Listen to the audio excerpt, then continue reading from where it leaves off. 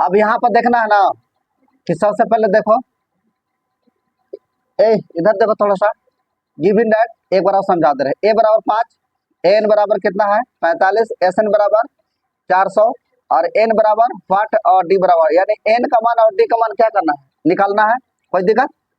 अब यहाँ पर जब एस एन का मान जब बैठाते हैं तो एन बटा 2 into A plus A N.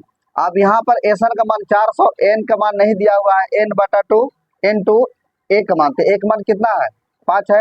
अब यहाँ पर एन बराबर, तो एन का मान कितना है 45 है, तो एस एन का मान 400 एन बटा 2, अब यहाँ पर 45 और 5 जोड़ेगा तो 50 हो जाएगा, कट जाएगा, ठीक है।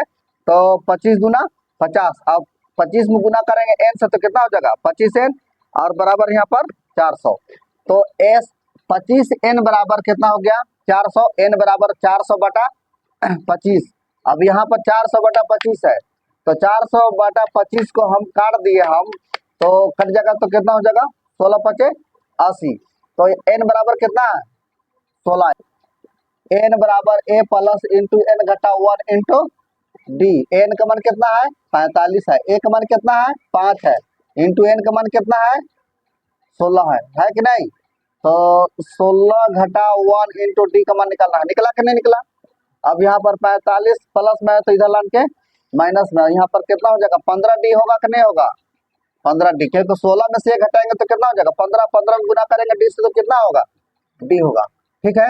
अब यहाँ पर कितना हो जाएगा 40, अब यहाँ पर कितना कर देंगे 15 डी, अब यहाँ पर करेंगे इसको लाते हैं पलट देते हैं तो 40 हो जाएगा। अब डी बराबर करते हैं तो 40 बटा 15 हो जाएगा, 5 से काटेंगे तो 5 × 40 और 5 × 15 हो जाएगा।